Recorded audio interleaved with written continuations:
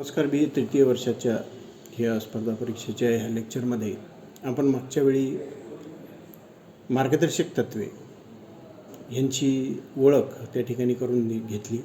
त्यांची तरतूद कशा स्वरूपाची आहे, त्यांच्याकडनं काय अपेक्षा आहे, मार्गदर्शक तत्त्वे ही कुठल्या स्वरूपात त्या ठिकाणी मांडण्यात आलेली आहे, ती कोणत्या घटनेने प्रेरित होऊन आपल्या याच्यामध्ये समावेश केलेला आहे, या सर्व बाबी आपण मागच्या लेक्चरमध्ये बघितल्या. या लेक्चरमध्ये आपण ही मार्गदर्शक तत्त्वे कोणती आहेत, तर ह्याचे जे आपण 3 घटक केलेले आहेत त्यापैकी पहिला म्हणजे समाजवादी तत्त्वे, हे आपण आज या ठिकाणी बघणार आहोत. या समाजवादी तत्त्वांचा समावेश जो आहे, या कलमांचा उद्देश आर्थिक व सामाजिक न्याय प्रस्थापित करणे, त्याचबरोबर संपत्तीचे होणारे केंद्रीकरण रोखणे आणि सन्मानजनक जीवनमान सुनिश्चित करणे हा आहे. यामध्ये कलम 38 यामध्ये लोकांचे कल्याण साधणारी सामाजिक व्यवस्था निर्माण करण्याचे निर्देश जे आहे या कलम 38 नुसार राज्याला देण्यात आलेले आहेत. तर यामध्येच कलम 39 यामध्ये सर्व नागरिकांना भेदभाव न करता उपजीविकेच्या समान संधी उपलब्ध करून देणे, तसेच संसाधनाचे न्याय्य वाटप आणि कामगार व मुलांचे संरक्षण सुनिश्चित करणे याबाबत त्या ठिकाणी सांगण्यात आलेलं आहे. उपजीविकेच्या समान संधी देणे म्हणजे प्रत्येकाला समान पद उपलब्ध करून देणे असं होत नाही, तर प्रत्येक व्यक्ती, प्रत्येक नागरिक ह्याला त्याची कुवत, त्याची पात्रता या अनुषंगाने त्याला ते पद त्या ठिकाणी उपलब्ध व्हायला हवे. त्याच्या पात्रतेनुसार उपजीविकेसाठी ती संधी त्याला त्या ठिकाणी उपलब्ध करून देण्याचे निर्देश राज्याला देण्यात आलेले आहे. यामध्येच कलम 39 यामध्ये समान न्याय आणि गरिबांना मोफत कायदेशीर मदत देण्याचे प्रोत्साहन देते.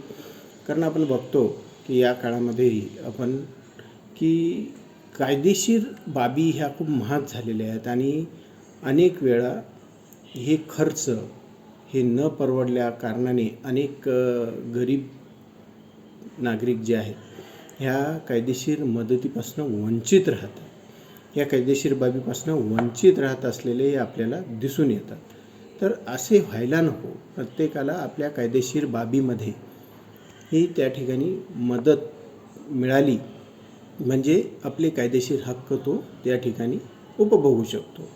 तर कलम 41 आणि कलम 43 यामध्ये काम, शिक्षण, सार्वजनिक सहाय्य आणि कामगारांसाठी निर्वाह वेतन यांचा अधिकार जो आहे तो त्या ठिकाणी सुनिश्चित करण्यात आलेला आहे.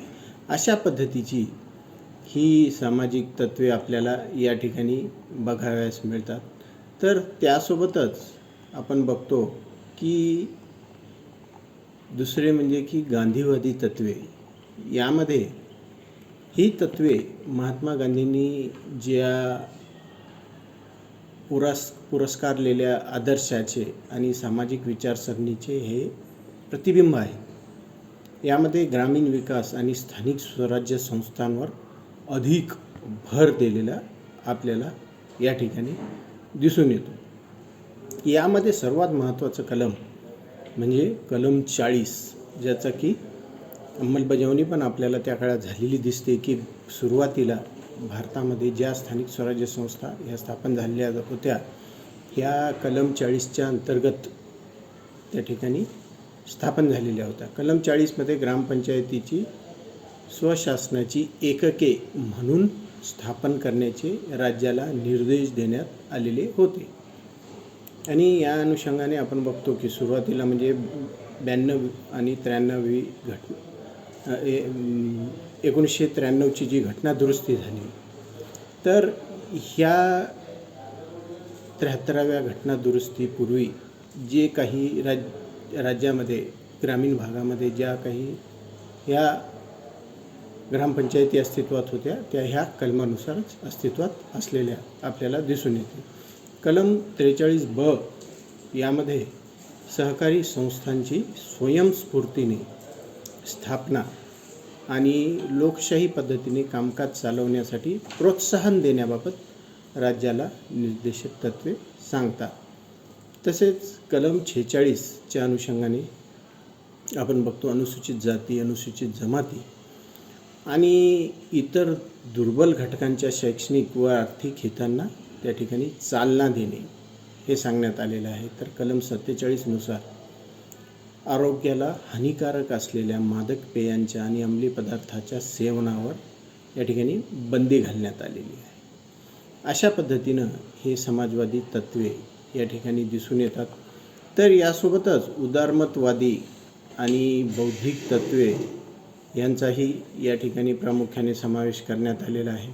ही तत्त्वे उदारमतवादाच्या विचारसरणीवर आधारित आहेत आणि त्यांचा उद्देश वैयक्तिक स्वातंत्र्य, वैज्ञानिक प्रगती व सांस्कृतिक वारसा यांचे रक्षण करणे असा आहे. यामध्ये कलम 44मध्ये सर्व नागरिकांना समान नागरी कायदा UCC लागू करण्याचे निर्देश राज्याला दिलेले आहेत, जे की सध्या जोरात सुरू आहे. आणि आपण बघतो हा प्रश्न एक महत्त्वाचा आहे की या नीतिनिर्देशक तत्वामध्ये कलम 44मध्ये समान नागरी कायदा UCC लागू करण्याचे निर्देश हे देण्यात आलेले आहेत. सोबतच कलम 45मध्ये 6 वर्षाखालील मुलांसाठी बालपणाखालील देखरेख आणि शिक्षणाची तरतूद करण्यात आलेली आहे. तर कलम 48(अ) नुसार पर्यावरणाचे रक्षण व सुधारणा करण्याचे आणि वने व वन्यजीवन यांचे जतन करण्याचे निर्देश राज्याला देण्यात आलेले आहेत. तसेच कलम 50 नुसार सार्वजनिक सेवामध्ये न्यायपालिकेला कार्यकारी मंडळापासून वेगळे करण्याचे निर्देशही देण्यात आलेले आहेत. असे हे मार्गदर्शक तत्त्वे हे नेहमीच एक आपल्या राज्यघटनेची एक वैशिष्ट्यपूर्ण बाब अशी ठरलेली आहे. धन्यवाद.